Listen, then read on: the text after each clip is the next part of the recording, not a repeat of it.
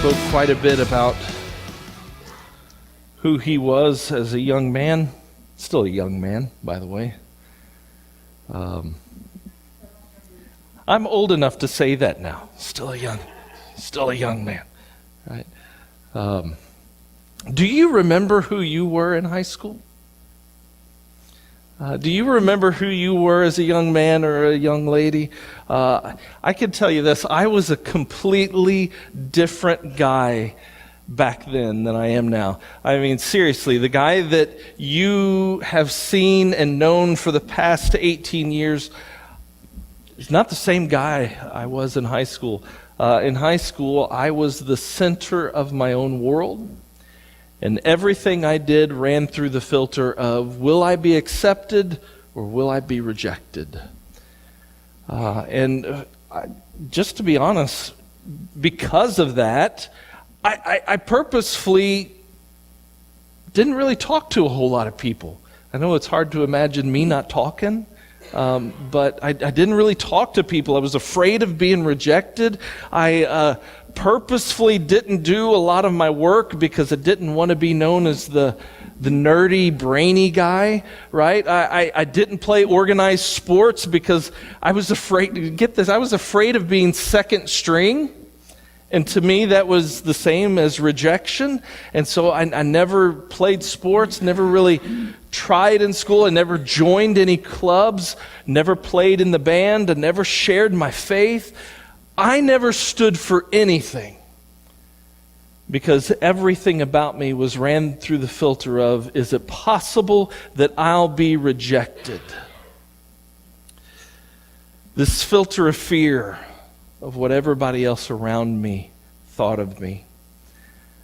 All throughout high school, I was the center of my universe. And in my mind, everyone was looking at me.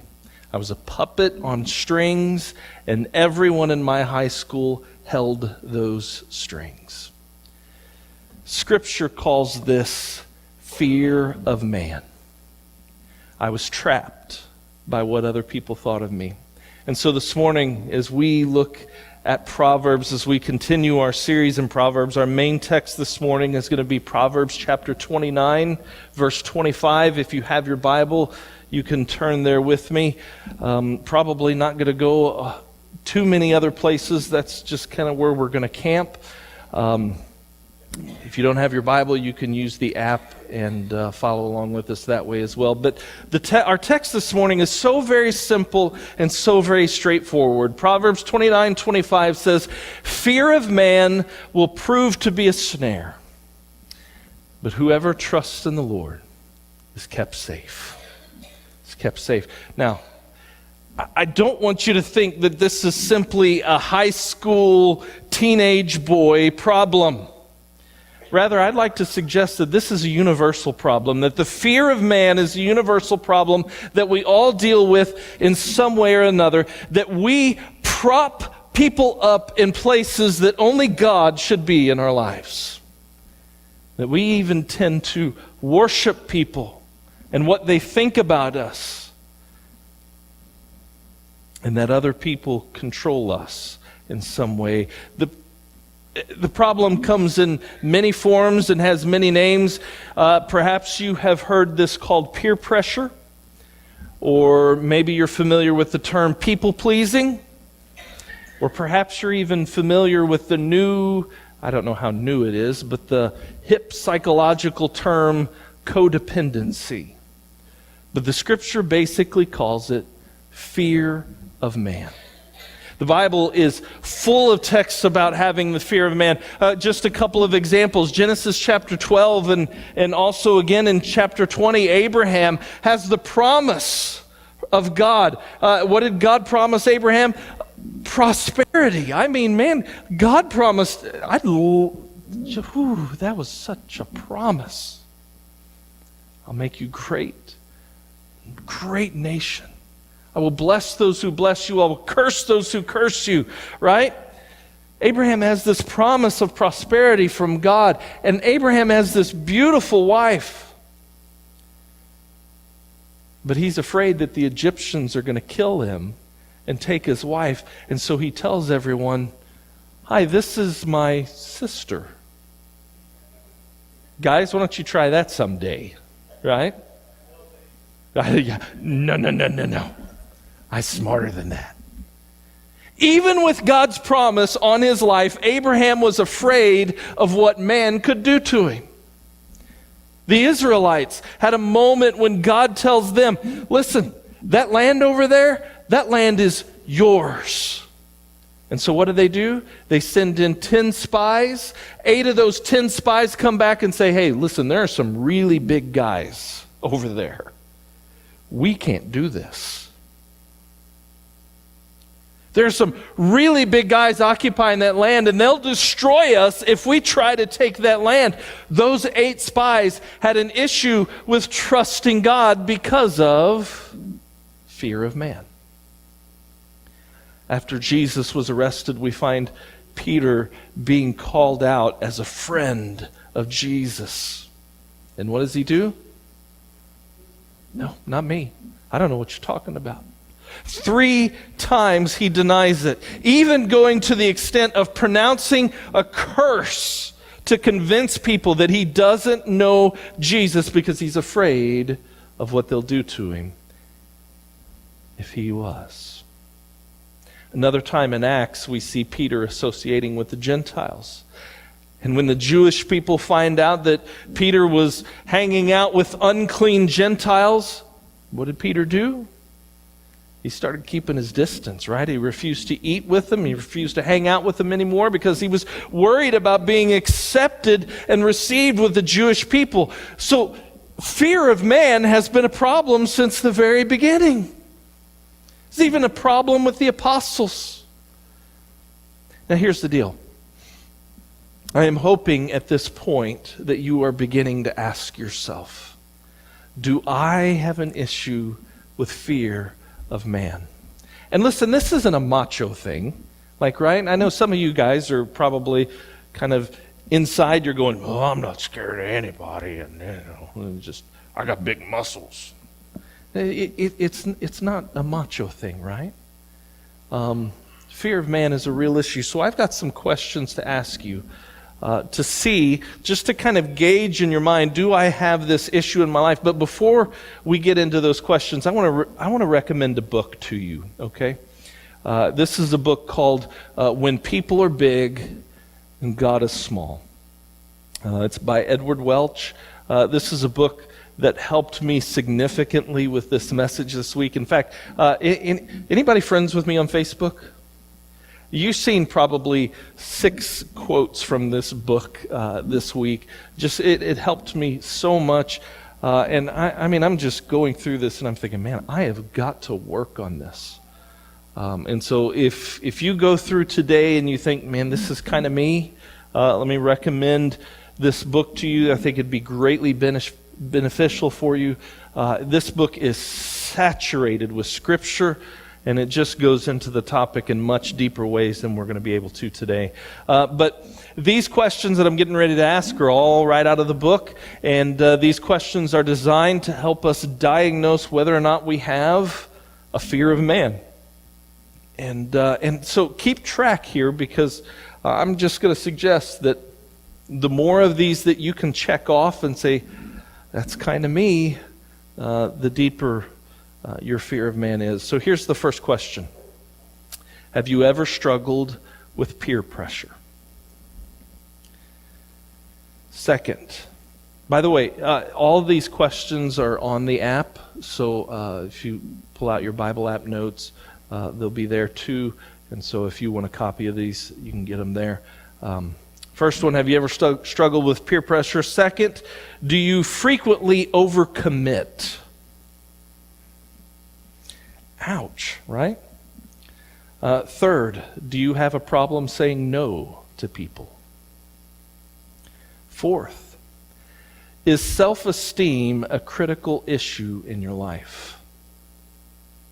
How about number 5? Do you ever worry about being exposed as an imposter? Number 6, do you frequently second guess yourself because of what others may think of you? Number 7, do you ever feel empty or that life is meaningless? Number 8, do you hunger for love? Number 9, are you easily embarrassed? If you are, just come right up here on stage and tell us about it, right? Number 10, do you act one way around certain people, but then a completely different way around others? Do you act, 11, do you act differently in private than you do in public? Number 12, are you frequently jealous of other people? Number 13, are you easily angered or depressed by other people? Number 14, do you frequently avoid people? And then the last one, do you frequently compare yourself to other people? Okay, now I just want to know. Before we even started the list, how many of you thought this is not really an issue of mine? Anybody? Yeah? Okay. At the end of the list, how many of you are saying, okay, I have an issue here? Because I'm going to be honest, I was beat up this week. I was just beat up. So this morning, we're going to look at 3 things. We're going to look at what is the fear of man, how does it trap us, and how can we be rescued from it? Okay, so we're going to identify it more clearly. We're going to talk about how it traps us and what it does in our lives, and then we're going to talk about how to be rescued from it. So as we think about this proverb, that fear of man will prove to be a snare, but whoever trusts in the Lord will be kept safe. There are 2 basic ideas in this proverb, and you could sum it up this way. The fear of man is an exaltation of man, and it is a lowering of God in our minds and in our hearts. And it's rooted in fear. It's when people have more authority in our lives and more importance and more significance to us than God does.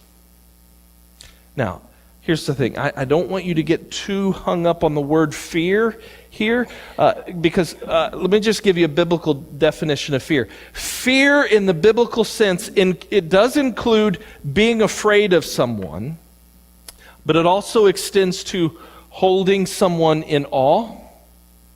It's being controlled or mastered by someone. It's to worship someone. It's putting your trust in someone or needing someone. But however you put it, fear of man can be summarized this way. We replace God with people. Instead of having a biblically guided fear of the Lord, we fear other people. Do you remember what we said? Proverbs said at the beginning of this series, we said Proverbs says that the fear of the Lord is the beginning of all knowledge. It's the beginning of all wisdom. Will we replace that with fear of man? I want to give you 3 examples of what this looks like. First of all, truth-telling. Truth-telling, or refusal of truth-telling. This is the idea that you are not willing to speak the truth to others because they're afraid of how they might react. Can I be honest with you? This is hard for a minister. This is really hard for a minister because sometimes we have to say things that the Bible says. We have to convey those truths. But sometimes we know how that might be received by somebody sitting in the congregation. And so it's tough. But we have to do it, right? Fear of speaking the truth because you're afraid of how people might react. Perhaps you are unwilling to share Christ with someone because you're afraid of you're afraid that they'll reject you. Perhaps you have a friend that is going down the wrong path, but you're afraid to speak truth into their life because you're afraid that they might sever the relationship. And you want to be accepted, and so you're afraid to speak the truth. Perhaps it's even with your kids. But let me just bring something up here, though, okay? There's a difference in speaking truth into somebody's life and screaming truth at them. And I'm just going to be honest with you. The church is very guilty at screaming truth at people. Jerry is our Celebrate Recovery leader, and I didn't plan to say this. I'm going to anyway. I got the mic, so I'm proud we have Celebrate Recovery here. And I'm just going to be honest with you. I think it's probably the most important ministry we have in this church. And here's why. Because if somebody goes to Celebrate Recovery and they are bold enough to say, listen, I have this issue going on, the result of that is Spirit-filled believers coming alongside of them, putting their arm around them and saying, you know what, this is not what God has for you. But instead of pointing the finger and screaming at you, I'm going to put my arm around you and we'll walk the path of repentance and faith together. Can I tell you something? Isn't that who the church is supposed to have been this whole time anyway? We have a world that screams at us for being judgmental. And partly they're right. Because we've been too quick to point the finger and too slow to recognize that we're in the same boat as everyone else. We need grace. We need Jesus, just like the next person. All right, so that was my little rabbit trail. Truth-telling. Don't be afraid to speak the truth into somebody's life. Just make sure you put your arm around them and you walk with them when you speak the truth. Okay? Second example of this is control. This is the idea that you keep your life viewable. You keep your viewable life a certain way because you don't want other people to see that you don't have it all together. Got it all together? Raise your hand. Oh, but we want other people to think it, don't we? All right, I'm going to get in trouble here, but I'm going to say this anyway. When company is coming over to your house, what do you spend the day doing? You clean up, don't you? I don't want them to think that we live in filth. By the way, my wife never says that, so that was just me making that up. But listen, you come to my house, understand we have children. Enough said, right? Enough said. But you do. You spend the day cleaning because you don't want people to think that you're just a wreck. It's the same way with our lives. It's having the right clothes, having the right car, living in the right neighborhood, living in the right house, because you want people to think that you've got this life figured out. It's making sure every hair is in place before you leave the house because you're afraid that people are going to think you're a bum if it's not. It's controlling your behaviors and even controlling your viewable personality in order to impress other people and make them think you've got it all together. It's control. Third example of this, and this one may shock you. The third example of this is need-based relationships. It's when we have relationships, whether it is with your spouse or a friend or your kids. It's a relationship with anyone, and that relationship is all about you getting your needs met. Here's what this looks like. It's a wife who expects her husband to meet her emotional needs that were not met by her dad or by her family growing up.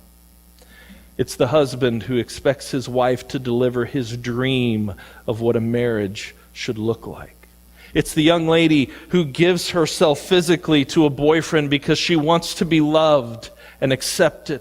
It's the husband that demands respect, and he obsesses over every little lack of respect because he believes that he should receive that respect from his wife or kids. It's the man who objectifies women for his own sexual gratification because he needs that sexual pleasure. The key fear there is not having your needs met. And what's the result? The result is anger or depression when your needs are not getting met. Can I tell you something? Look to your left and then look to your right. You see those people that are around you? They will never completely meet your needs. I don't care if it's your spouse. They're never going to completely meet your needs. And so what happens? The first time you get let down by someone, anger, depression, and the resulting action is manipulation to get your needs met. It's manipulation of relationships in order to get our needs met when we should be, where should we be turning to get our needs met? Should be turning to God for absolutely every single one of our needs. I don't care what the need is. You look to God for that need. Christian, do you believe God can meet all your needs? Do you believe God can meet every need you have? Or do you need to manipulate relationships to try to meet your needs? Needs-based relationships. So that is just kind of a real basic biblical understanding of fear of man. Now let's talk about how it snares us. And as we talk about this, I want you to picture a bunny rabbit. But that's where you go, right? Peter Cottontail, let's just say. Peter Cottontail is there in the forest, and someone set a trap for him. If you're a hunter, you're going, yeah. Right? There's a hidden snare there just waiting to trap the bunny rabbit. The snare that he didn't see. Listen, the fear of man is a gateway sin that leads to so many other things. So let's talk about that for a minute. Dishonesty. Now, we've already talked about this some, but in that you won't speak the truth because you're afraid of what others might think. But listen, when you have fear of man in your life, you are more willing to live a lie, and you are more willing to tell lies than to be exposed because you're afraid of what people might think. One more time this morning, I'm going to give you kudos for your testimony. Because there's a lot of people that would be afraid to stand up and say, you know what? I thought about suicide. And just being honest, occasionally I still do.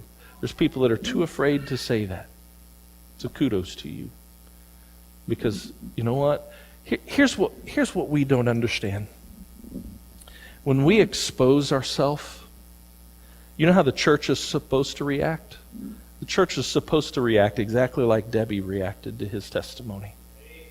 The church is supposed to react with open arms, saying, you know what? We're going to walk through this with you. That's how we're supposed to react. But we are so afraid somebody's going to point the finger and say, how dare they?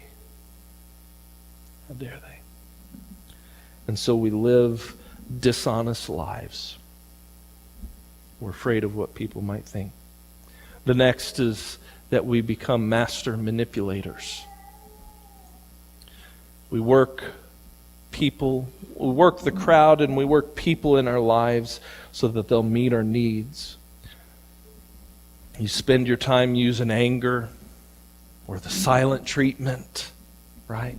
Or you'll pout. How many of you remember your kids whenever your kids would get in trouble and, maybe you'd take away their video games or you take away television from them or something like that, and how did they react to that? Right? There's a grown-up version of doing that. There's a grown-up version of doing that, and we're good at it, aren't we? We're good at manipulating people to get our needs met. Or perhaps you even use positive manipulation tactics. Maybe, just maybe, you believe that old proverb that says you'll catch a lot more flies with honey. Is that it? Is that how it goes? A lot more bees with honey than you will vinegar, right? And so you go around and you just, oh, your hair looks wonderful today. Yeah, right? And you do those things not because you honestly just want to pay him a compliment, but you're doing it to get your needs met. Or perhaps the next one is that you become an isolationist. You do kind of what I did in high school. You say, you know what, I'm tired of everybody pulling my strings. I'm tired of everybody controlling my life. And instead of turning everything over to Christ, you choose to hide and not let anyone in. And that is physically and emotionally. I mean, we're talking about more than just staying home and retreating into your basement. We're talking about not sharing your life with people. It's living your life in isolation. Can I tell you something? I believe this is the biggest problem, one of the biggest problems the church has. We are so afraid to let people in that we'll come to church on Sunday, we'll sit in the pew, we may even sing the songs listening to the preacher a little bit, but we won't let anybody in because we're afraid of what they might see. Afraid. I said this one time before. I don't know if you were here or not, but let's just go over this. This projector on the ceiling right up there, there's an image in that computer, travels through cables, and it's thrown up on the screen.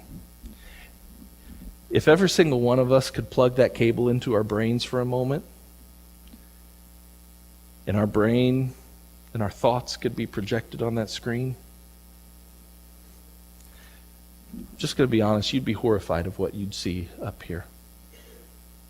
And before you start pointing the finger at me, I'd be horrified of what was in yours too. yeah. We're afraid to let people in. And so we retreat. We live in isolation. We don't share our lives with other people. The next one is that you become ineffective. That you won't have any impact in your life because you're afraid of failure. You're so hamstrung by your fears that you miss out on what God has called you to be. You miss out on people that God has called you to minister to, all because you're afraid to fail. You're afraid of rejection. And if I fail, what would my dad think if I fail? What will my neighbor think of me if I fail?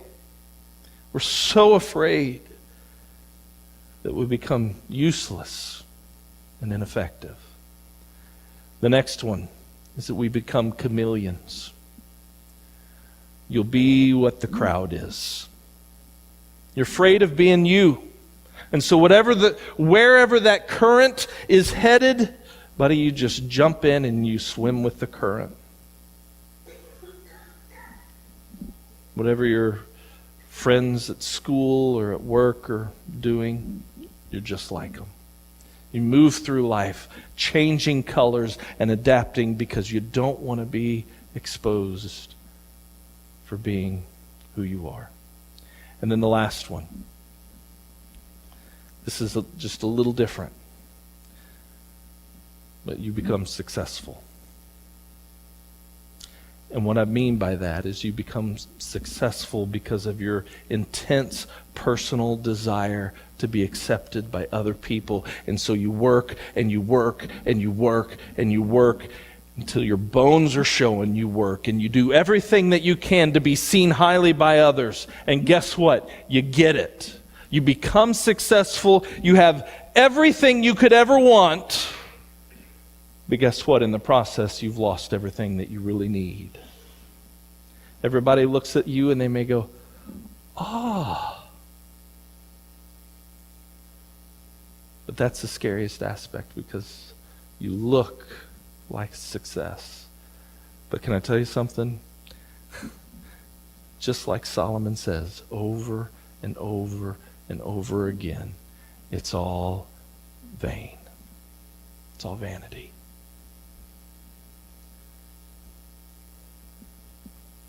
All right, now let's talk about how we're rescued from the fear of man. Once again, the Proverbs says, fear of man will prove to be a snare, but whoever trusts in the Lord is kept safe.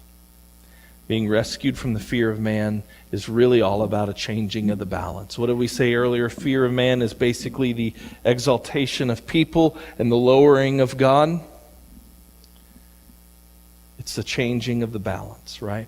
And so there are two things that we need to do to change that balance in our lives. The first thing is this, that we escape, the first way that we escape fear of man is to exalt God, to lift Him up in our lives, to expand the fear of the Lord in our lives. And I want to suggest that in order to do this, one of the best things that we can do is to memorize and meditate on Scripture. Psalm 39 would be an excellent choice. It's a psalm that helps us see that God knows all, that He sees all, and that He's intimate in our lives. Memorize and meditate on Scripture. I tell you what, let's go to Job chapter 38. That's such a good one. How many of you are familiar with Job chapter 38, right? I just want to read some of this to you, because in this passage, Job is questioning God. And Job has been doing all of the talking as he questions God about why he's so miserable and why he's suffering so terribly and so deeply. And in chapter 38, we have this moment where God just kind of sits down and says, Job, sit down here for a second. Let me talk to you. Let me explain some things to you. And then he begins to communicate his authority and his power to Job. So let's just read it a little bit. Chapter 38, verse 1, Then the Lord spoke to Job out of the storm. He said, Who is this that obscures my plans with words without knowledge? Brace yourself like a man. I will question you, and you shall question me. Where were you when I laid the earth's foundations? Tell me if you understand. Who marked off its dimensions? Surely you know. Who stretched a measuring line across it? On what were its footings set? Or who laid its cornerstone? While the morning stars sang together and all the angels shouted for joy. Who shut up the sea behind the doors when it burst forth from the womb?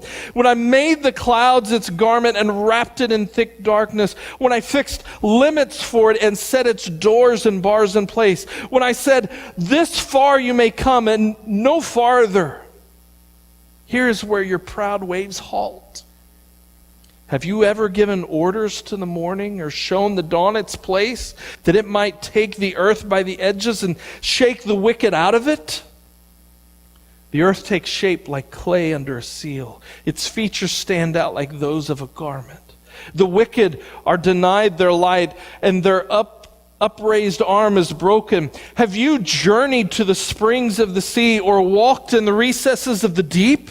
Have the gates of death been shown to you? Have you seen the gates of deepest darkness? Have you comprehended the vast expanses of the earth? Tell me if you know all this. And listen, we could just keep going and keep reading that. We could read the whole chapter, but the point is, God asked Job, he says, Job, have you ever done any of these things? Because I have. I'm the creator of this universe. I set the boundaries for the water. I've done all of these things. I, and I alone, am God. Meditate on passages like that. passages that are about exalting and lifting God up, seeing His authority and His power, and then allow that Scripture to pour into your mind and shape the way you think about who God is. Can I tell you something? You can't read Job chapter 38 and not have that God balance just go up a little bit. We see Him for who He truly is. And so that's the first way to become free of the fear of man, to exalt God in your life, to expand the fear of the Lord. And then the second one is to need people less, but love them more. Need people less, but love them more. Listen, we all have needs, don't we?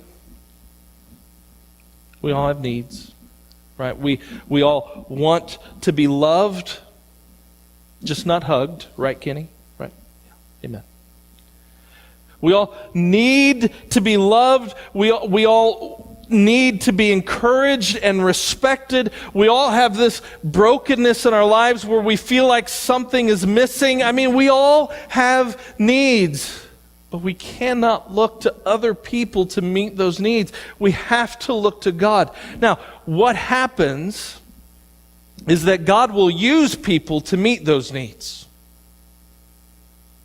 And so what happens is we tend to get the formula just kind of backwards a little bit, and we just start skipping God and going right to people to meet those needs. And then again, when they don't meet our needs like we think they should, we get all bent out of shape and we get frustrated at them. And chances are they don't even know what's going on. You're ticked off at them and they don't even know what's going on. Right? Husbands, wives, have you ever had a fight like that? Oh, yeah. If not, yeah, you haven't been married very long, right? We have got to stop needing people and just begin to serve them and love them. Having fear of man is rooted in the idea that people are there for us. This is a trap that a lot of pastors fall into. Oh, you guys are there to support me. No, I got God for that, right?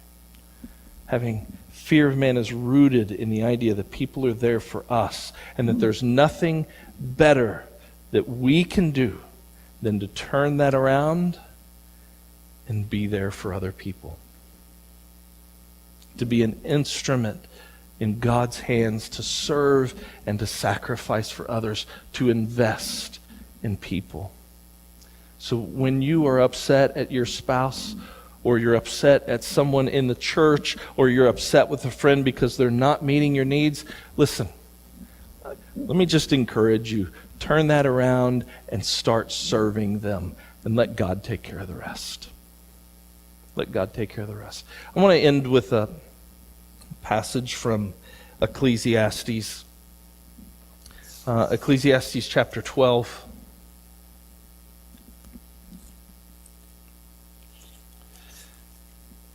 Verse 13. This is kind of just how the wise teacher of Ecclesiastes ends his book. And he ends his book with this words.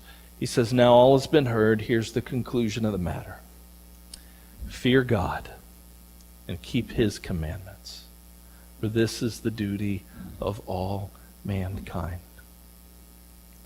We're not to fear man. We're not to obey man. We're to shed that. Fear God and keep His commandments. As we wrap this up, I just want to mention again that if you find that having fear of man is an issue in your life, please pick up that book. We'll put it up again for you. When people are big, God is small. A couple of chapters in there that are extremely powerful and useful to people who are dealing with shame and how that connects with things that you've went through in your life and how that's impacted you.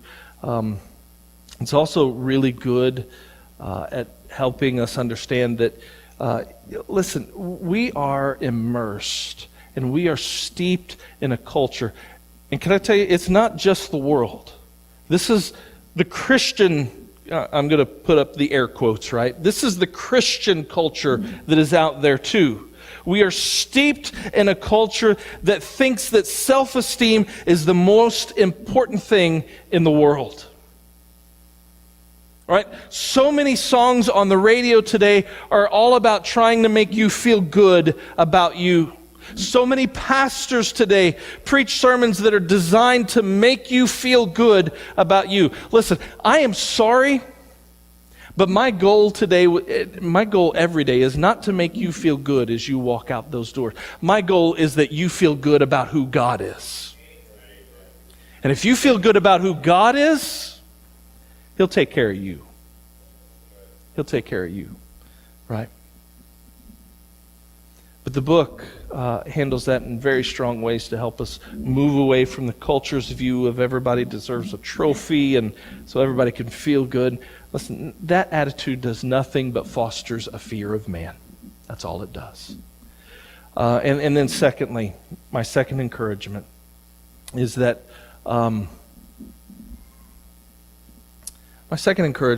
you give Celebrate Recovery a try. Okay?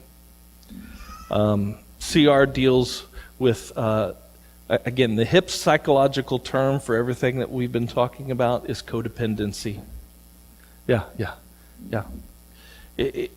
And CR deals with codependency in such a healthy manner. It's a safe place. It's a ministry where somebody who's struggling with somebody can come in and just say, listen, I'm struggling with this. And again, the result is that somebody will come alongside you, put their arm around you and say, let's do this together. Let's walk this together, right? And that's who we're supposed to be as the church. But listen, there ought to be no difference between the atmosphere Saturday night and the atmosphere on Sunday morning. I don't care. You want to call it Celebrate Recovery, you want to call it the church, it's all the same thing. We look to God to fix us because we're broken, right? We're broken. We don't look to each other. We look to God to fix us. Let's pray together.